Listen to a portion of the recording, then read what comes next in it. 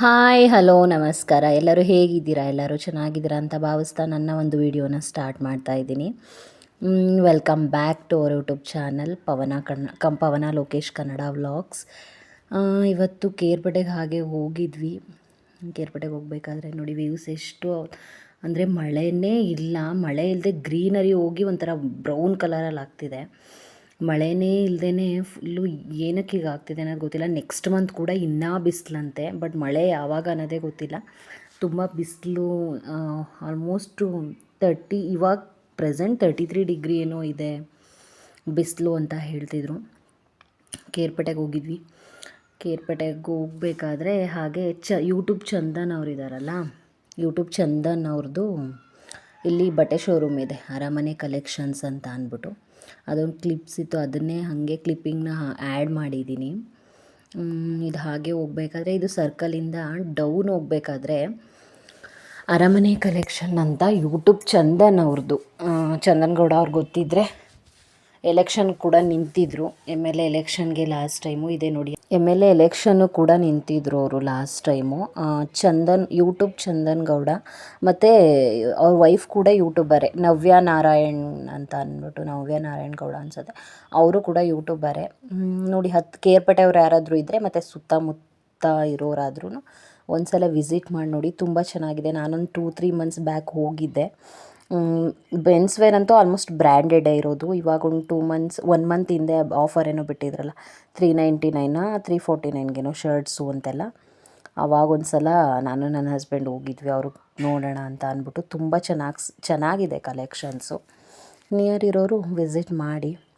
ಹಾಗೆ ಮನೆಗೆ ಬಂದ್ವಿ. ಸಡನ್ನಾಗಿ ಏನು ಮಾಡಬೇಕು ಅಂತ ಅನ್ನೋರಿಗೆ ಈಸಿಯಾಗಿ ಒಂದು 10 ಮಿನಿಟ್ಸ್ 15 ಮಿನಿಟ್ಸಲ್ಲೇ ಅಡುಗೆ ಮಾಡ್ಬೋದು. ಹಾಲು ಬಜ್ಜಿ ಅಂತ ಅಂದ್ಬಿಟ್ಟು ಮನೇಲಿ, ಹಳ್ಳಿಗಳಲ್ಲಾದರೆ ಹಸು ಎಮ್ಮೆ ಏನಾದರೂ ಇರುತ್ತೆ, ಹಾಲು ಇದ್ದೇ ಇರುತ್ತೆ. ಹಾಲು ಬಜ್ಜಿ ಮಾಡೋದು.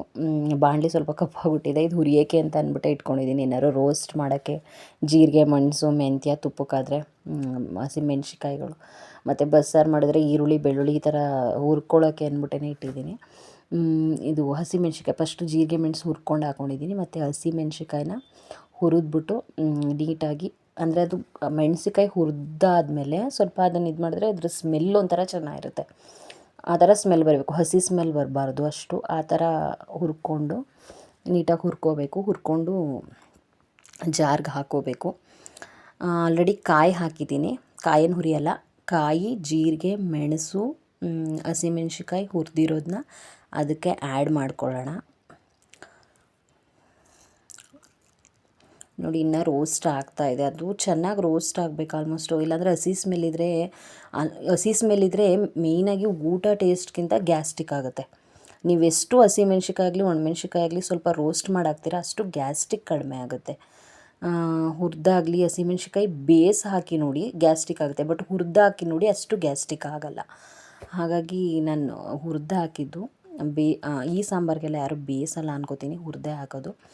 ಹಸಿಮೆಣ್ಸಿಕಾಯಿ ರೋಸ್ಟ್ ಮಾಡಿ ಜಾರ್ಗೆ ಆ್ಯಡ್ ಮಾಡ್ಕೊಳ್ಳೋಣ.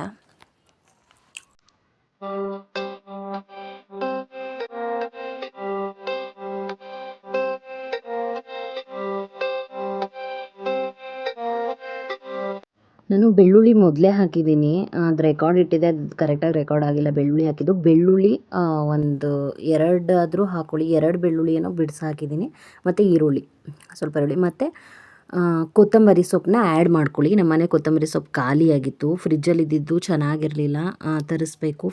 ಕೊತ್ತಂಬರಿ ಸೊಪ್ಪು ಇಲ್ಲದೆ ಇರೋದ್ರಿಂದ ನಾನು ಹಾಕಿಲ್ಲ, ಬಟ್ ಆ್ಯಡ್ ಮಾಡ್ಕೊಳ್ಳಿ, ಚೆನ್ನಾಗಿರುತ್ತೆ. ಕೊತ್ತಂಬರಿ ಸೊಪ್ಪು ಒಂದು ಆ್ಯಡ್ ಮಾಡ್ಕೊಳ್ಳಿ.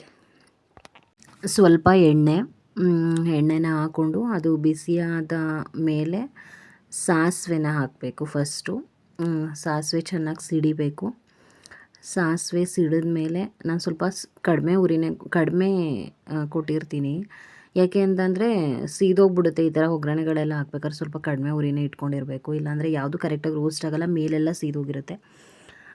ಸಾಸಿವೆ ಅದು ಸಿಡಿದ ಮೇಲೆ ಈರುಳ್ಳಿ, ಕರಿಬೇವಿನ ಸೊಪ್ಪು, ಒಂದು ಒಣಮೆಣ್ಸಿನ್ಕಾಯಿನ ಆ್ಯಡ್ ಮಾಡಬೇಕು.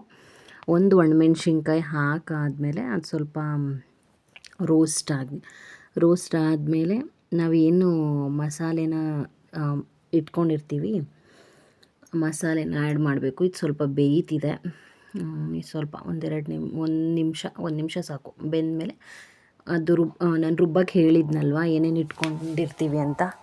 ಈರುಳ್ಳಿ, ಬೆಳ್ಳುಳ್ಳಿ, ಹಸಿಮೆಣ್ಸಿನ್ಕಾಯಿ ರೋಸ್ಟ್ ಮಾಡಿರೋದು, ಜೀರಿಗೆ ಮೆಣಸು ರೋಸ್ಟ್ ಮಾಡಿರೋದು, ಕೊತ್ತಂಬರಿ ಸೊಪ್ಪು, ಇಷ್ಟನ್ನು ರುಬ್ಕೋಬೇಕು. ನೋಡಿ ಇಲ್ಲಿ ಹಾಲು ಕಾಯ್ತಿದೆ.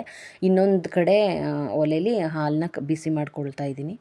ಮತ್ತು ಇದು ಚೆನ್ನಾಗಿ ಮಳ್ಳಬೇಕು, ಚೆನ್ನಾಗಿ ಕುದಿಬೇಕು. ಅದು ಕುದ್ದು ಅಂದರೆ ಆಲ್ಮೋಸ್ಟ್ ಒಂದು ಕಾಲು ಗಂಟೆನಾದ್ರು ಬೇಯಬೇಕು. ಮಳ್ಳಾದಮೇಲೆ ಬೆಂದಾದಾಗ ಅದರೊಳಗಡೆ ನಾನು ಉಪ್ಪು ಹಾಕ್ಬಿಡ್ತೀನಿ. ಹಾಲು ಹಾಕಾದ್ಮೇಲೆ ಏನು ಹಾಕೋಕ್ಕೋಗಲ್ಲ, ಡೈರೆಕ್ಟ್ ಅದು ಏನು ಮಸಾಲೆ ಹಾಕಿರ್ತೀನಿ ಅದು ಬೇಯ್ತಾ ಇರುತ್ತಲ್ಲ ಆವಾಗಲೇ ಉಪ್ಪು ಹಾಕಿರ್ತೀನಿ. ಉಪ್ಪೆಲ್ಲ ಹಾಕಾದ್ಮೇಲೆ ಅದು ಚೆನ್ನಾಗಿ ಬೇಯುತ್ತೆ. ಬೇಯ್ತಾ ಇದ್ದಂಗೆ ಹಳ್ಳಿಗಳ ಕಡೆ ಆಲ್ಮೋಸ್ಟು ಬೆಳ್ಳುಳ್ಳಿ ಪಜ್ಜಿ, ಹಾಲು ಪಜ್ಜಿ, ಜೀರಿಗೆ ಪಜ್ಜಿ, ಮೆಣಸಿನ ಸಾಂಬಾರು ಇವೆಲ್ಲ ಫೇಮಸ್ಸು. ನನ್ನ ಬಾಣಂತನದಲ್ಲಂತೂ ಆಲ್ಮೋಸ್ಟ್ ನಾನು ಊಟ ಮಾಡಿರೋದೆಲ್ಲ ಇದೇ ಸಾಂಬಾರು. ಆಲ್ಮೋಸ್ಟ್ ಇದೇ ಥರನೇ ಊಟ ಮಾಡಿರೋದು.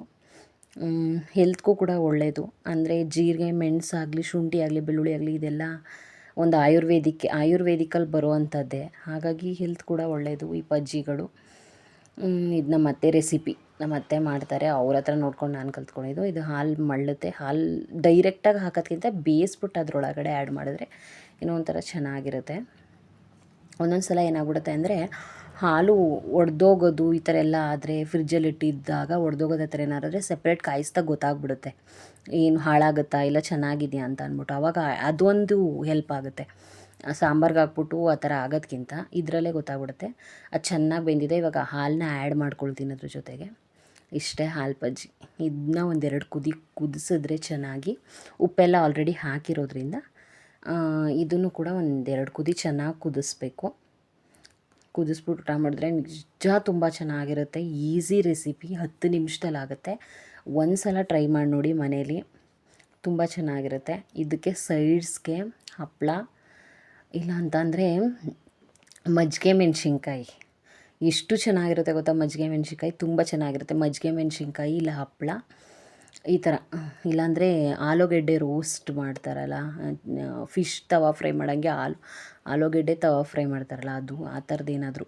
ಉಪ್ಪಿನಕಾಯಿ ಎಲ್ಲ ಅಷ್ಟು ಚೆನ್ನಾಗಿರಲ್ಲ ಉಪ್ಪಿನಕಾಯಿ ಎಲ್ಲ. ಹಪ್ಪಳ ಓಕೆ, ಬಜ್ಜಿ ಬೋಂಡ ಈ ಥರ ಏನಾದ್ರು ಒಂದು ಸೈಡ್ಸ್ಗಿದ್ದು, ಮಜ್ಜಿಗೆ ಮೆಣಸಿನ್ಕಾಯಿ ಅಂತೂ ಸೂಪರಾಗಿರುತ್ತೆ. ಇದ್ದು ಅನ್ನ ಜೊತೆಗೆ ಸೈಡಲ್ಲಿ ಇಟ್ಕೊಂಡು ಊಟ ಮಾಡ್ತಿದ್ರೆ ತುಂಬ ಚೆನ್ನಾಗಿರುತ್ತೆ.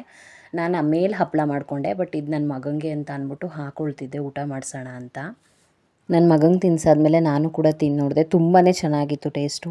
ನೋಡಿ, ಈ ರೆಸಿಪಿ ಈಸಿಯಾಗಿ ಮಾಡ್ಬೋದು, ನೀವು ಕೂಡ ಮನೇಲಿ ಟ್ರೈ ಮಾಡಿ. ಇಲ್ಲಿಗೆ ನನ್ನ ಒಂದು ವೀಡಿಯೋನ ಎಂಡ್ ಮಾಡ್ತಾಯಿದ್ದೀನಿ. ಯಾರೆಲ್ಲ ವೀಡಿಯೋನ ನೋಡ್ತಾ ಇದ್ದೀರಾ ಸಬ್ಸ್ಕ್ರೈಬ್ ಮಾಡಿಕೊಂಡು ವೀಡಿಯೋನ ನೋಡಿ. Thank you.